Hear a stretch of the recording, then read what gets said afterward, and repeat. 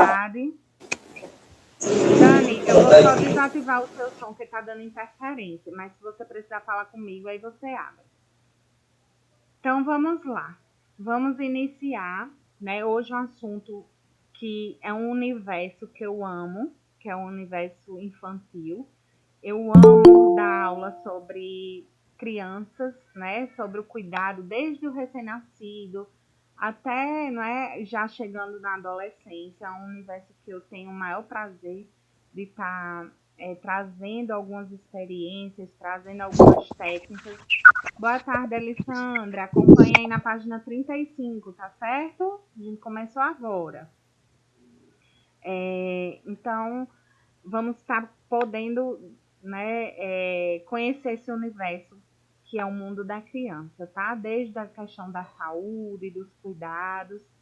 Então, o que é que a gente vai aprender hoje? Né? A gente vai aprender as principais características da profissão do cuidador de crianças, atribuições desse profissional e os direitos e deveres que o profissional ele tem. Tá? Desculpa, gente, eu tá voltando que eu preciso estar adicionando o pessoal que está entrando agora. Rafaela, boa tarde, Rafaela. Ainda bem que deu tempo para você entrar conosco.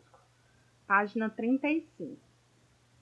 Então, antes da gente iniciar a nossa aula de hoje, eu queria ver com vocês, se vocês lembram, a nossa aula passada, a gente falou um pouquinho de postura profissional e a gente falou um pouquinho da relação interpessoal.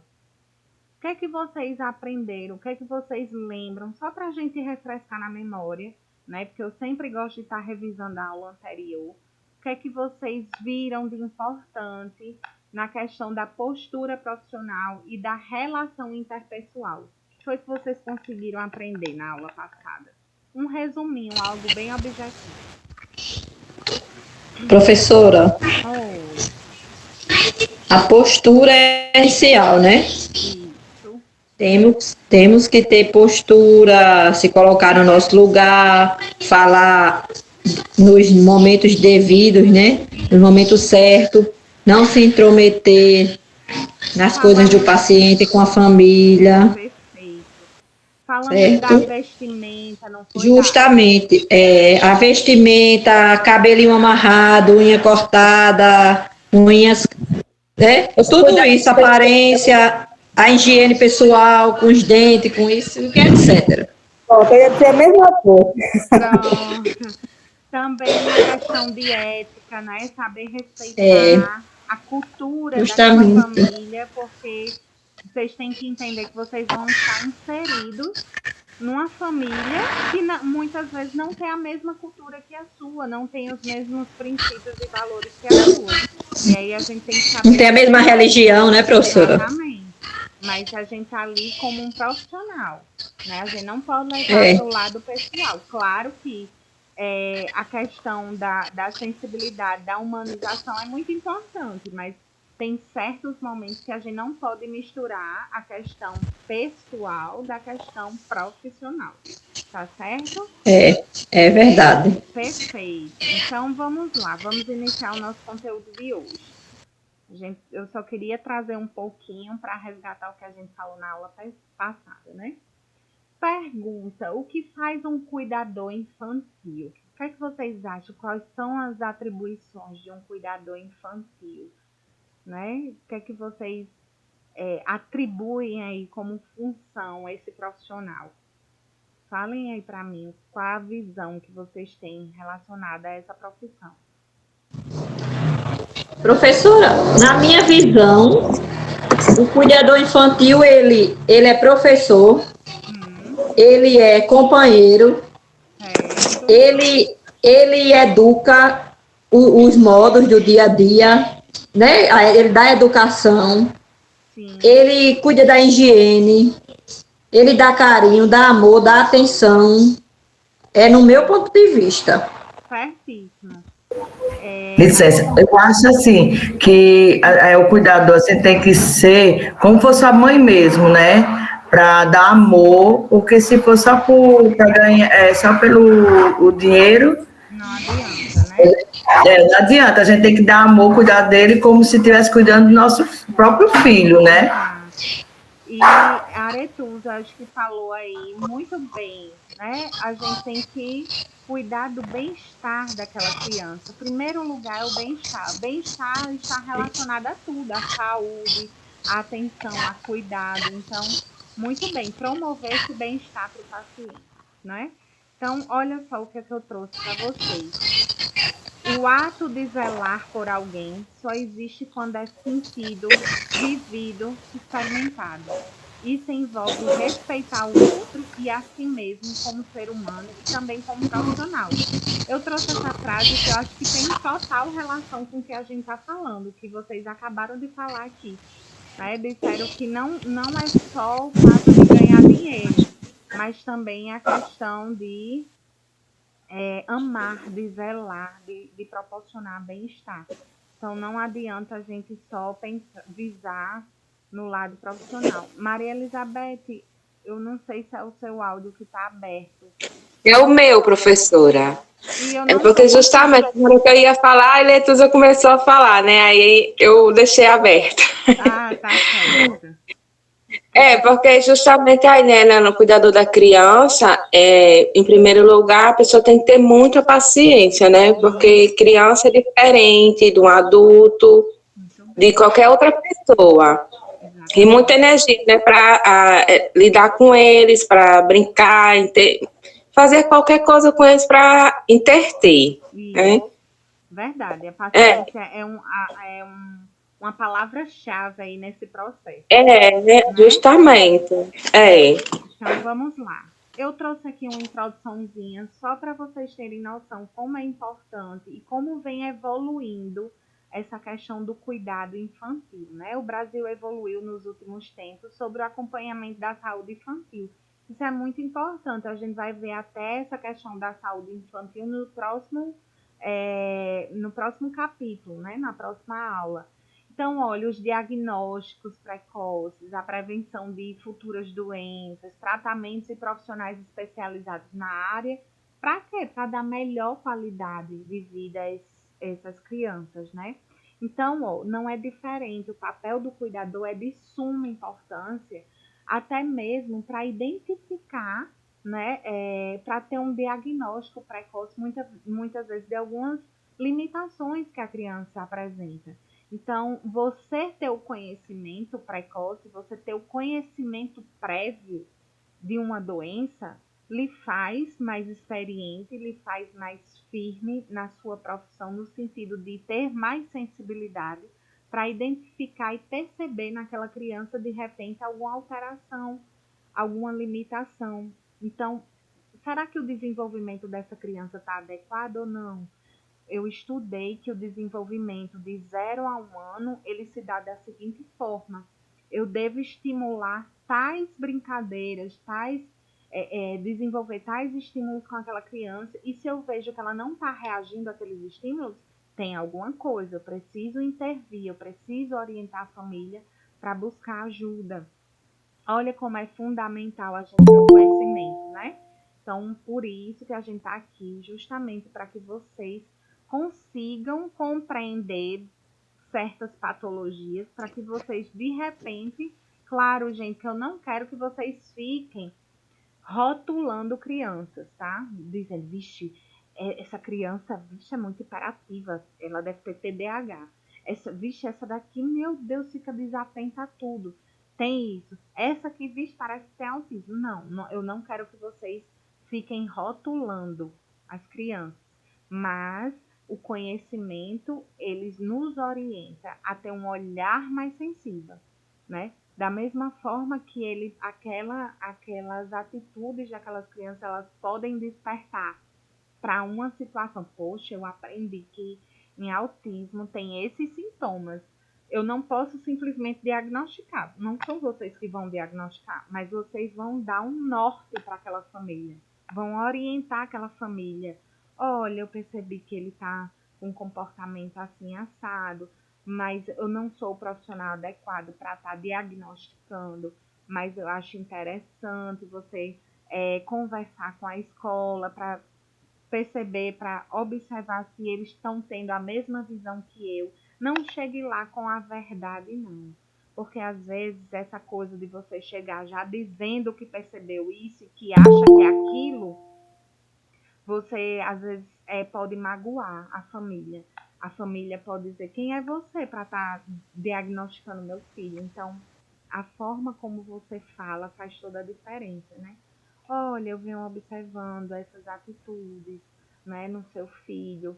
E assim, eu queria saber se de repente ele está tendo o mesmo comportamento na escola, se ele está tendo o mesmo comportamento no judô, se ele está tendo o mesmo comportamento na natação, enfim.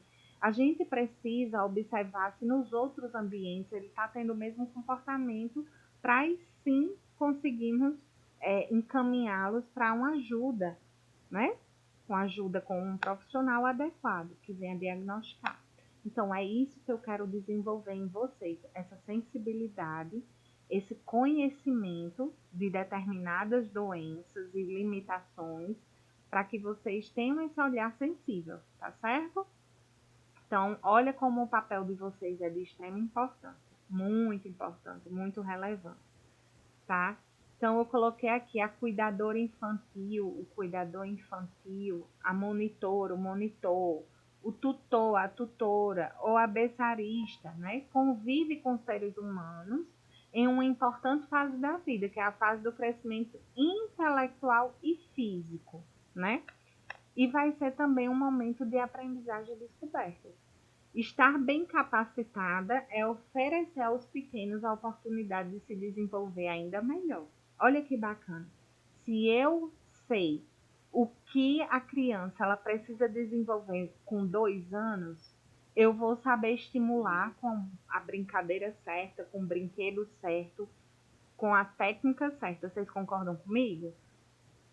Então, vamos lá. Eu vou só trazer uma situação para que vocês entendam do que eu estou querendo falar para vocês. Vamos supor que é uma criança de 6 meses, de 3 a 6 meses. Vocês acham que é coerente a gente estar estimulando brincadeiras, né, com brinquedos duros, brinquedos pesados? Não, Não, porque não.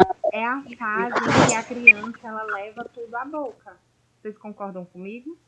E a criança, ela não tem o tato fino. O que é o tato fino? Se vocês prestarem atenção, a criança, quando ela é muito pequenininha, ela pega nos brinquedos de forma ríspida, de forma forte, porque ela não desenvolveu ainda o tato fino, a questão da delicadeza. Então, quando ela pegar um brinquedo e levar à boca, ela vai se machucar. Então, às vezes, a mãe ganhou vários brinquedos, certo? E começa a colocar lá no tapete de brincadeiras esses brinquedos bem duros. E a criança vai ser colocada lá no tapetinho para brincar. Você vai ter a sensibilidade de chegar para a família e dizer, olha, mãezinha, eu vi que a senhora colocou aqui os brinquedos, né, para Lara brincar, mas eu gostaria de falar para a senhora que, assim, não é interessante a gente colocar esses brinquedos durinhos agora, porque ela está na fase que não desenvolveu ainda o tato fino, né? Então, quando ela levar o brinquedo à boca, ela pode se machucar.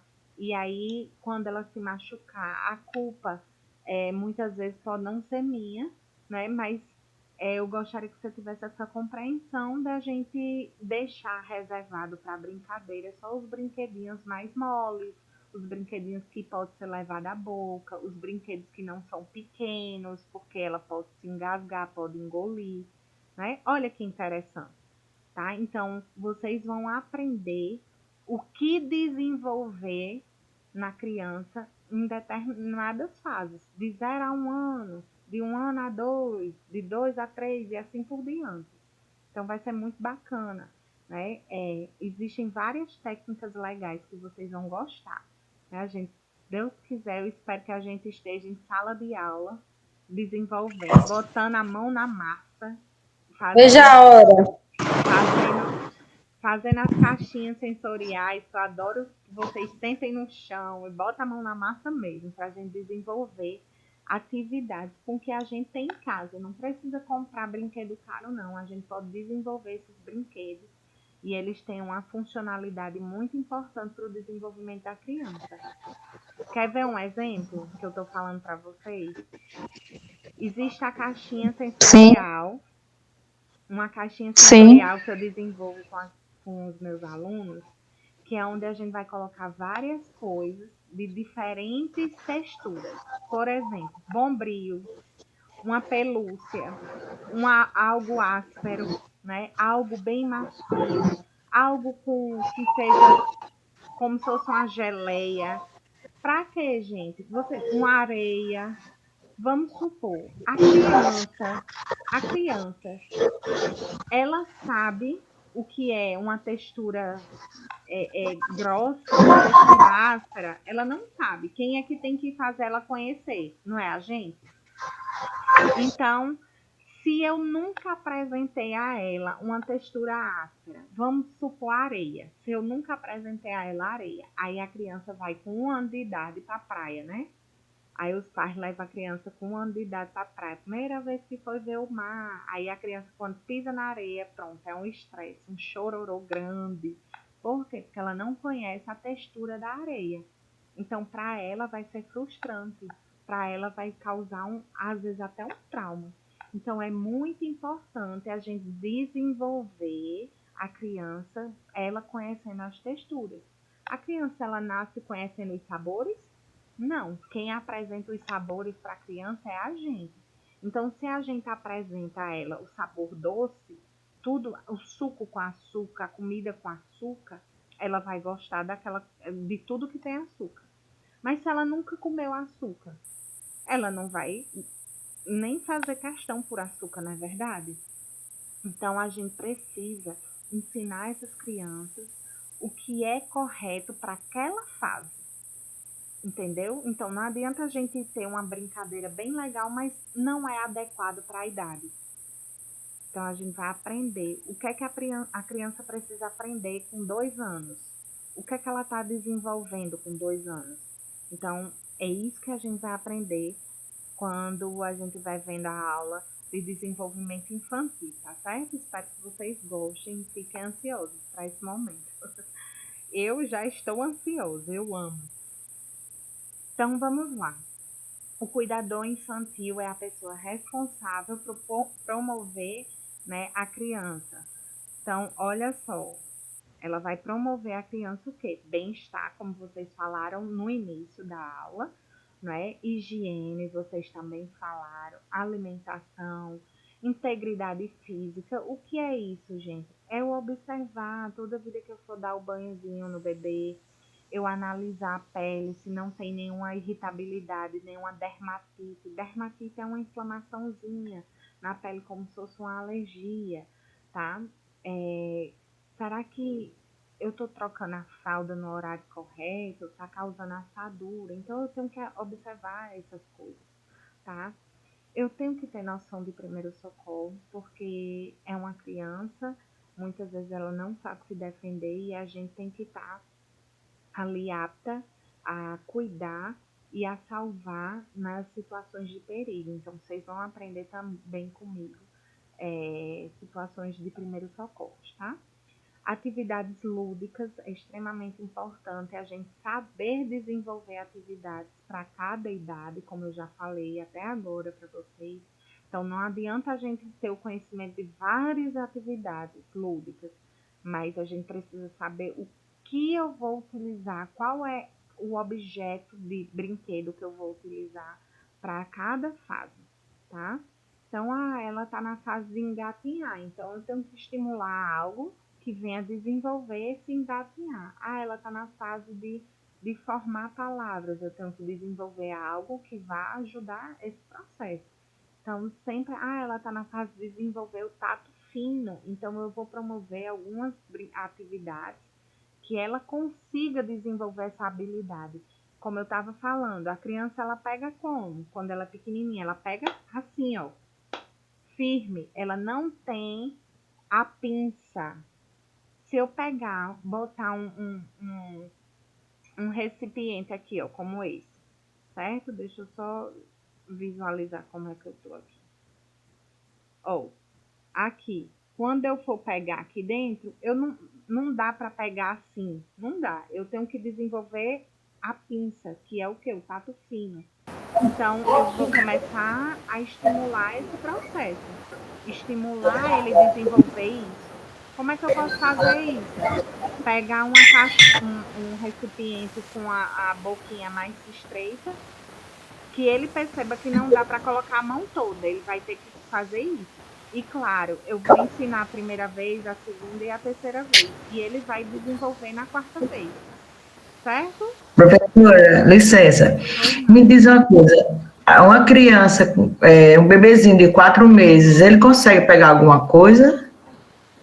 Ele, é como eu disse, o tato dele ainda é muito Hum, grosseiro, tá? Se ele pega, se ele segurar, mas é muito grosseiramente e não tem ainda esse tato fino, não, certo? certo.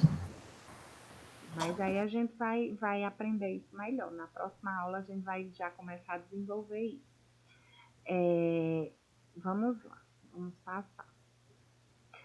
E aí, quais são as atribuições, né, desse cuidador infantil, né? Primeira coisa, gente, vou chegar no ambiente de trabalho, vou ser contratada hoje para cuidar de um recém-nascido ou cuidar de uma criança que tem alguma limitação. A primeira coisa que eu tenho que fazer é o quê? Vou até olhar para vocês. Quando eu saio aqui da tela é porque eu não consigo ver vocês, tá? Por isso que eu fico alternando as telas. Primeira coisa que eu preciso entender é a rotina dessa criança, como é que está sendo estabelecida. Porque quando você adentra numa realidade de uma família, você tem que entender como é que é aquela família, você tem que entender como é a rotina dela, você tem que entender quais são as patologias que ela tem. De repente ela tem alguma patologia. Por exemplo, se ela tem alguma limitação, algum transtorno.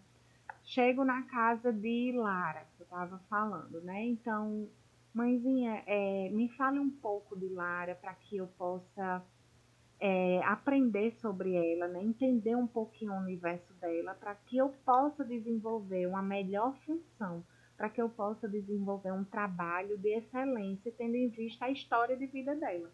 A Lara, ela nasceu, né, bem, mas a gente logo em seguida, né, com tantos anos, a gente começou a observar que ela tinha alguns comportamentos, né, de não se socializar com outras pessoas, a gente colocava junto com outros coleguinhas, ele ficava isolado, ela se irritava com muita facilidade, e aí ela foi diagnosticada com autismo. Então, assim, é interessante que você desenvolva atividades, desenvolva rotinas voltada para uma criança autista. Então, qual a primeira coisa que você tem que saber sobre o universo autista? Como é que você vai cuidar de uma criança se você não conhece o universo dele? Então, o autista ele tem dificuldade de socializar, ele tem irritabilidade muito fácil com qualquer coisa, com muito barulho, com muita luz. O autista, a gente consegue filtrar. Por exemplo, quando a gente sai na rua, a gente presta atenção a todos os barulhos da rua? Não. A gente filtra, o nosso cérebro, ele só presta atenção naquilo que eu quero. Já perceberam? Vocês dão conta de perceber todo mundo que está passando em sua volta? Não. A gente só vai prestar atenção naquela pessoa que passou no meu lado, se ela me chamar atenção para alguma coisa, não é assim? Se o perfume dela foi muito cheiroso, é porque ela apareceu com alguém, porque ela passou muito próximo a mim e ficou me olhando. Mas aquela menina que passou lá do outro lado da rua, a gente nem prestou atenção nela. Porque para mim o nosso cérebro ele é seletivo, ele filtra aquilo que a gente quer prestar atenção. Já para a criança autista, ela não filtra. Ela vai perceber tudo o que está ao redor dela.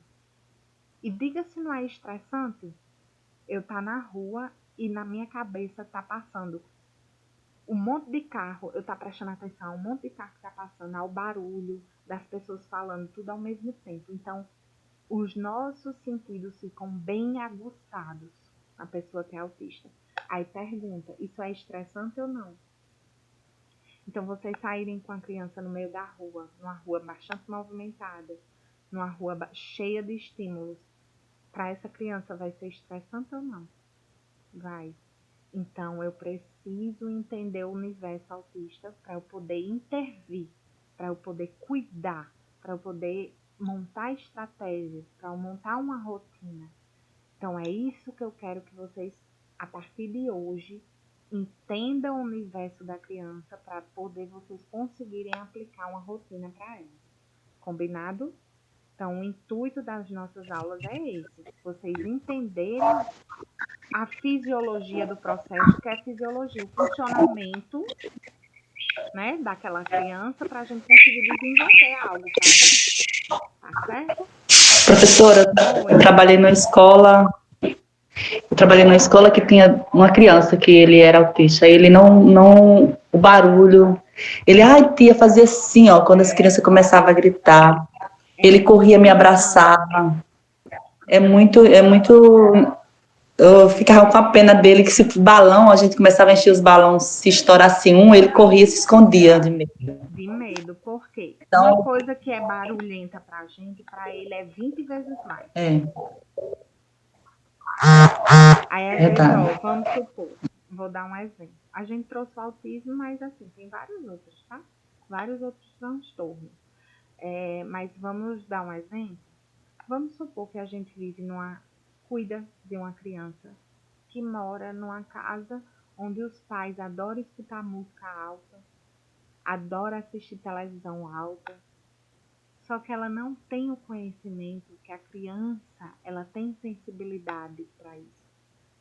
Então a criança, ela vive isolada, vive estressada, vive chorando, vive batendo a cabeça. Por quê? Porque ela está inserida numa casa onde as pessoas não sabem o que ela tem. Na verdade, não sabe como é que se desenvolve o autismo. Então, como é que ele... E tem pai que não aceita que a criança tem o problema. Exatamente. Então, não é muito mais... E olha, professora, desculpa, é porque eu estou apagando aqui a imagem, porque eu estou aqui ajeitando as coisas, mas estou atenta à aula. Eu conheço duas crianças, tenho dois casos de criança na família, sabe? Um lado do meu esposo, outro do meu lado. Todas as duas têm realidades diferentes, certo? Professora, se de repente eu sair, a senhora não bota falta não, que o meu celular ele tá com um pouco de problema, viu? Tá certo, eu já coloquei, Uma tem uma realidade totalmente diferente da outra.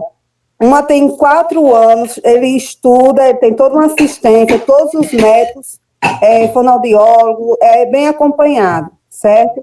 E o autismo dele, assim, a gente via que ele com 2 anos, 3 anos, aquela criança que andava de ponta de pé, não tinha equilíbrio, não falava nada, né? Até o ano passado ele fazia necessidade ainda na fralda, só que com o acompanhamento adequado, ele está desenvolvendo, ele fala, ele sabe falar inglês, ele sabe ler, ele tem, assim, uma mente que a minha filha de 7 anos, que estuda desde os 3 anos, não acompanha ele, certo? Mas a gente vê que ele não é igual a uma criança de 4 anos. Mas ele tem uma inteligência, assim, que é fora do comum para aprender. E a outra criança, os pais não ligaram, certo? Ele não teve o acompanhamento adequado e o quadro do autismo dele tem piorado. É isso que eu queria saber. O autismo, se ele não for acompanhado com médicos adequados, ele vem a tendência a piorar, porque ele não se comunica, ele não olha nos seus olhos, ele é todo o tempo pulando, mexendo os braços e fazendo um barulho, né? Todo o tempo. Então, isso é o quê? A questão de não ser acompanhado.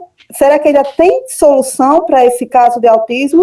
Vamos lá. Hoje, eu não sei porquê, eu digo assim, tudo na nossa vida tem um propósito, né? Eu não sei por que eu trouxe o exemplo do autismo.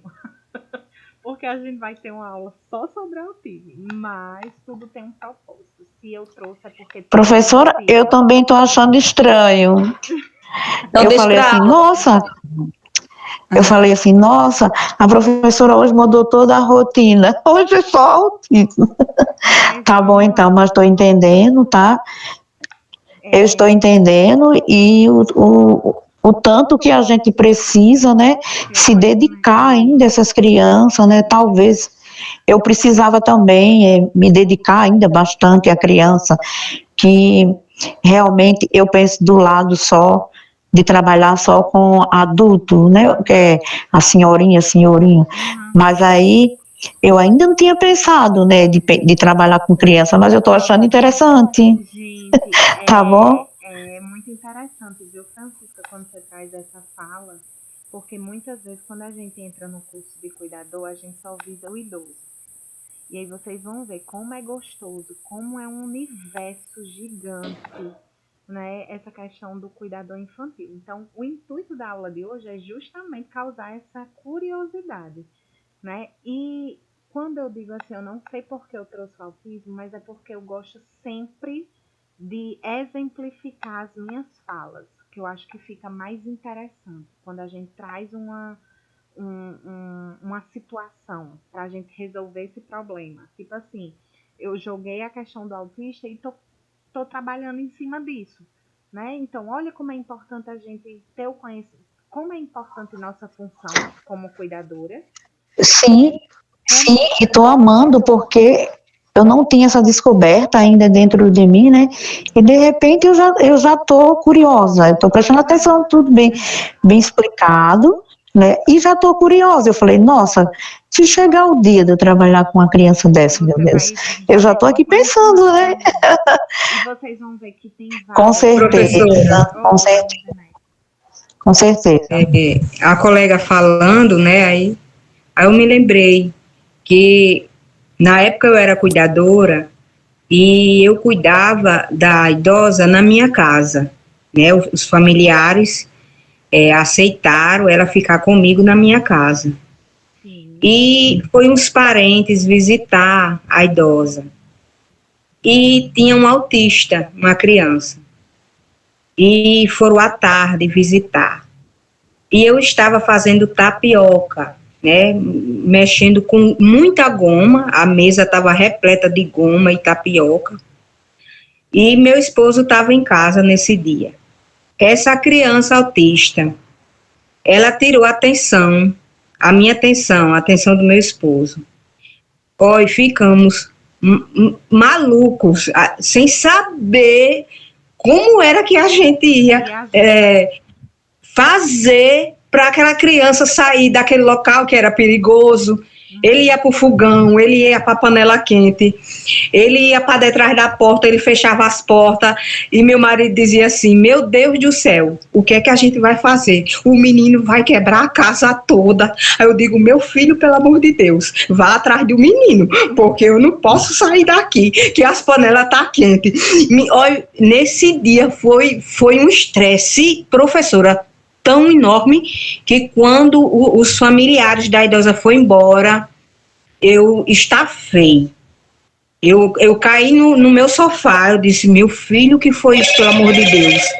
Eu não quero nunca cuidar de uma criança desse jeito. Eu disse, né? Porque eu não tinha, né, a noção como nós, as colegas, vamos passar a ter agora depois das aulas, né? E aí você vai ver que vai ser muito mais fácil, que você vai conseguir estabelecer uma rotina para essas pessoas, vocês vão saber como lidar, vão saber como agir. Eu vou ensinar vocês a conversarem com essas crianças. Conversar. Quanto mais fazer uma atividade, quanto mais... Então, assim, é um universo enorme que a gente vai ter muitas experiências, certo? Muitas dicas de como cuidar, de como estabelecer tarefas. Vai ser muito bacana, tá? Então... Professora? Oi, Francisca. Me desculpa, eu estava, como você... Eu gosto muito de ouvir para primeiro responder, né? E assim, eu achei a colega muito interessante, porque quando ela estava falando, eu falava para mim mesmo, se ela tivesse bem preparada, com certeza ela ia ter como lidar com aquela criança, conversar, vamos aqui. Então, ela não tinha nenhuma experiência que eu não tenho, né, professora? E, de repente, ela não tinha o conhecimento, realmente, ela não tinha o conhecimento de lidar com aquela criança. Então, isso tudo atrapalhou. Ela ficou perturbada, o esposo dela ficou perturbada. Por quê? Porque uma experiência é muito importante na nossa vida para tudo. É em todas as situações da nossa vida. Se você não tiver uma experiência, você vai sempre ficar com dor de cabeça, com problemas. Francisco, eu digo nem muita experiência. Se a gente tiver o conhecimento, a gente consegue adquirir a experiência, né? Porque o conhecimento é a base. A experiência, ela vem a partir do conhecimento.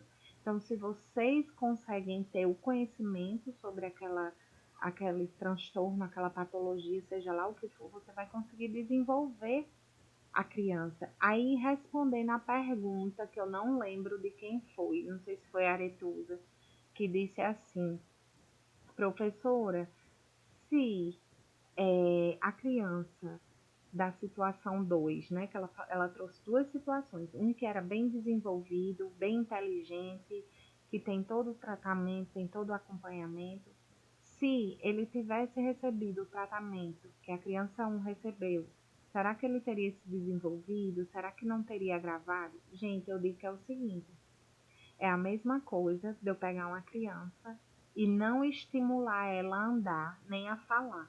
Ela vai falar? Ela vai andar? Não, porque eu nunca estimulei. Então, é a mesma coisa. Eu pegar uma criança que tem autismo, não compreender, não aceitar que ela tem o autismo, e simplesmente eu não vou desenvolver a criança da forma adequada.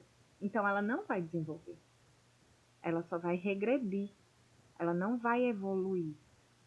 Certo? Então, o entendimento que a criança ela tem autismo é necessário para poder a gente conseguir desenvolver essa criança. Tá certo? Então, respondendo aí a pergunta da colega. Vamos passar adiante que a gente... Desculpa, Priscila. No caso, ela ainda tem chance, ele tem 7 anos, a minha mãe conseguiu para ele no CRIA, não sei se o nome é esse, CRIA, né? Aí, a mãe dele é totalmente alheia a tudo que acontece. Ela acha que o menino nasceu doido e vai morrer doido. Falando mais grosseiramente, para entender. Ela totalmente não liga. Então, assim, a minha mãe conseguiu todo o tratamento, mas devido à pandemia, ela não foi, né? Não está indo. Então, ele já está com 7 anos. Então, quer dizer que ele começando o tratamento, exemplo, esse ano, a pandemia diminuindo, ela iniciando um tratamento, ainda tem chance dele melhorar, dele se comunicar com a família? Com certeza. Com certeza. Não acho que está tudo perdido, não. Tem chance sim. Vai ser lento, porque o que ele já poderia ter desenvolvido mais cedo, até porque, deixa eu te falar, como o autismo está passando a ser falado mais, pessoas tendo conhecimento mais agora, então realmente está demorando muito para as pessoas buscarem ajuda e ter o diagnóstico do autismo. Então, esse desenvolvimento está sendo bem tardio mesmo, bem demorado, mas a gente consegue sim desenvolver essa criança, tá? Então, voltando às questões das atribuições, tá vendo como é importante a gente conhecer a historinha da criança para a gente poder desenvolver uma atividade com ela, cuidar. Então, professora, desculpa, professora, a gente tem uma coleguinha da gente na sala de aula que ela tem um filho, né, autista. Aí acontece que eu vinha com ela mora aqui em Cidade Nova, a Luciana, e eu vinha conversando com ela, eu achei muito bonito da parte dela. Ela falou, eu também estou fazendo o curso porque eu tenho um filho que é autista e de repente eu quero ajudar ele em muitas coisas. Eu falei, poxa, tá vendo aí como é importante? ela não quer só também aí trabalhar fora, mas também ela quer ajudar aquela criança futuramente.